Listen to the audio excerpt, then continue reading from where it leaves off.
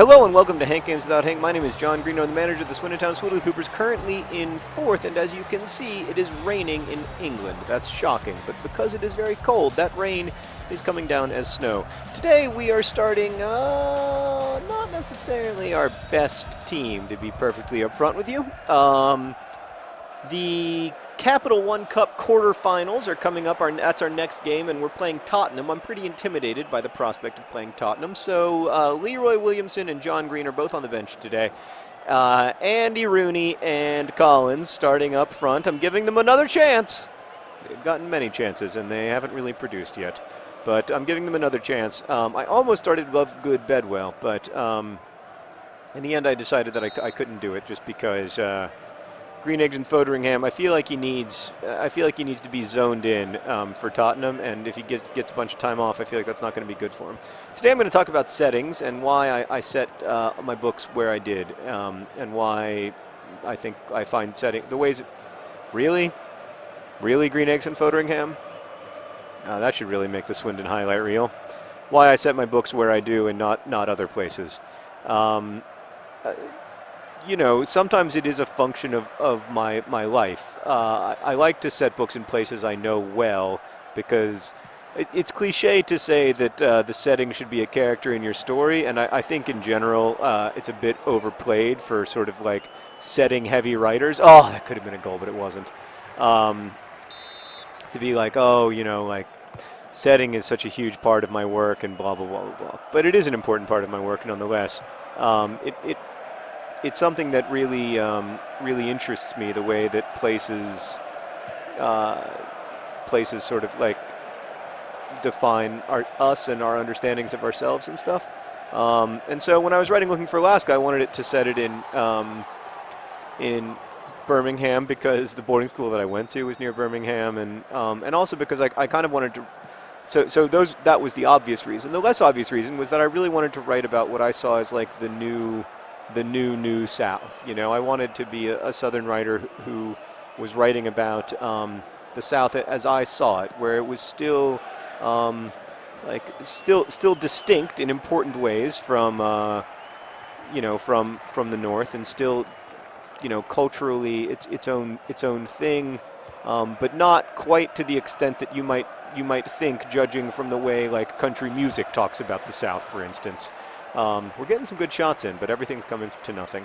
And so I wanted to kind of try to capture that side of it, the South that I saw when I was growing up, and not necessarily the South that everyone hears about in country music, or the whole like Faulkner's South of being constantly obsessed with your past and everything. So that was a big part of it, to be honest with you. And at the time, I had this idea, which in retrospect is extremely embarrassing, that I was going to write 13 novels in my career, and that they would be set in each of the 13 states of the former Confederacy. Now, I know what you're thinking. John, that means that you would have had to eventually write a book set in Texas. I know, right? Just kidding, Texans, but seriously. But no, I'm just kidding. But seriously. I don't know why I thought that was such a good idea, but I really did. And so my second novel is set in Tennessee, partly because that's where my grandparents are from, and I know that area of Tennessee well, and I wanted to write about the gaping difference between rural America and urban America. Here are these two kids, one of them a Muslim, hold on. Okay, it's just my mom. Sorry, freak out, because I'm waiting for I'm scared about labor. Hold on. Hold on, Mom. I'll call you back. Okay. Yeah. So I really. Sorry. Now I'm freaked out because I thought that was it. I thought that was the labor call, and I was going to have to leave the Swoodilypoopers and go to the hospital. Yeah. I said it in Tennessee partly because of my 13 novels of the Confederacy idea, and partly because I knew it well, and I wanted to draw the distinction between what it's like to live in Chicago versus what it's like to live in a really small town in Tennessee, where you don't necessarily have I'm not saying that people don't have like opportunities in rural America, but the opportunities are very different, and you have to, I think on some level you do have to kind of work harder. You do. let's put it this way. I always want to work with people who have made, who like started out in a small town, or who are the first people from their generation to go to college or whatever it is. Like I always want to work with those people because I always think like those people are going to be like hardworking and relatively honest and stuff. I just have a bias toward them. So I wanted to write about that, the way that the urban and rural interact with each other in the United States, the way that people in the city romanticize people in the country, and also the way that the people in the country can sort of romanticize the rural myth of America and sort of like buy their own crap, for lack of a better phrase. So that's why I set Catherine's there. Oh, we just need a better finish.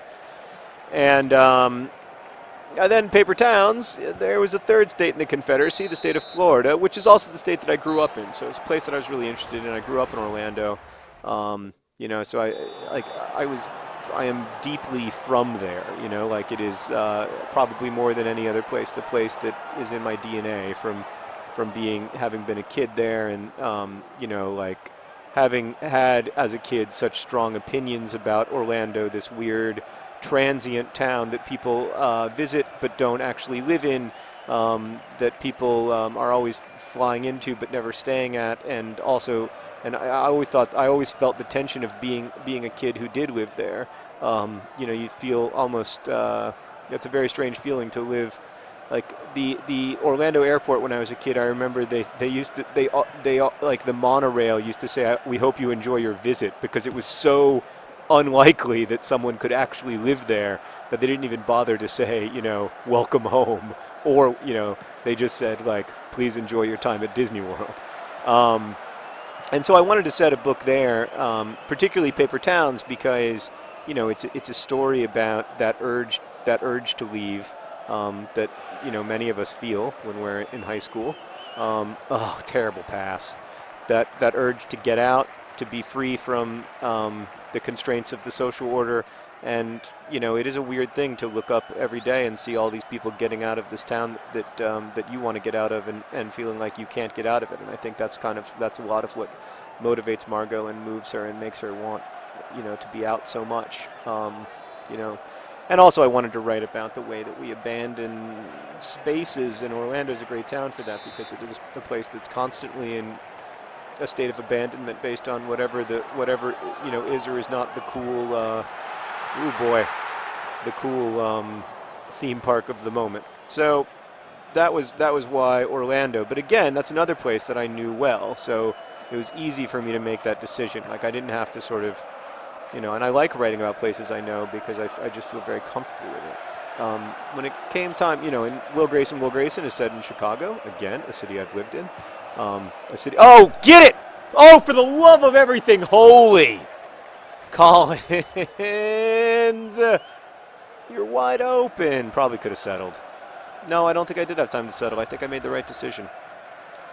Just so frustrating. I hate to say that he's gone in the January transfer window, but I mean, have you guys seen any results that you found at all encouraging? Because I haven't. I just haven't. I'm going to level with you. I haven't seen it from him. And I think Andy Rooney is frustrated having to play with him because he feels like, he can't get it done. And so they're both just having really tough seasons. Oh, and that was a bad giveaway. So it's pretty, it's difficult time for the Swoodilypoopers at the moment. I mean, admittedly, we aren't playing our best team because we're trying to get ready for the big Capital One Cup, but still. So I mean, we set Will Grayson in Chicago because we wanted to write about, a place with a place where it wouldn't be impossible for two kids with relatively unusual names to meet.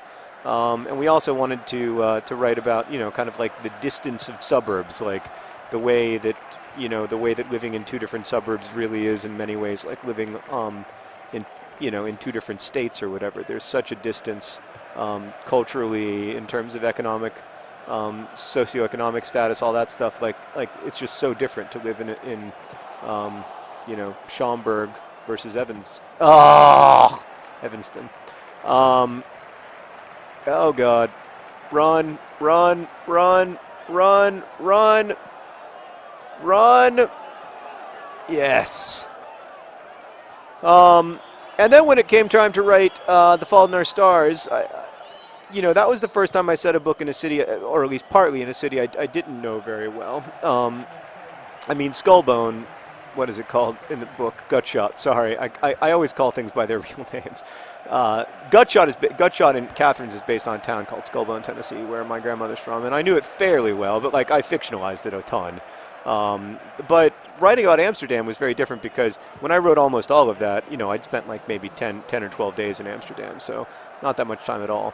That was a place that I didn't know as well or as deeply and didn't have as... But, I was also writing about kids who didn't know it well and who had their own romanticized ideas about Amsterdam, and that's part of what I wanted to write about. So it made sense for the topic of the book. It looks like it's going to be a standard Swoodilypooper 0-0 draw. But Indianapolis, I thought, was the perfect kind of cohort to Amsterdam because Indianapolis is also a canal city. It's also a place that that sort of was built on and thrived on industry, but it's very, very, very different, of course, as well. Get it? Oh, right at the death it could have been, but instead it wasn't, and it's a standard Swoodilypooper 0-0 draw. The frustration is palpable. Thank you for watching. Best wishes.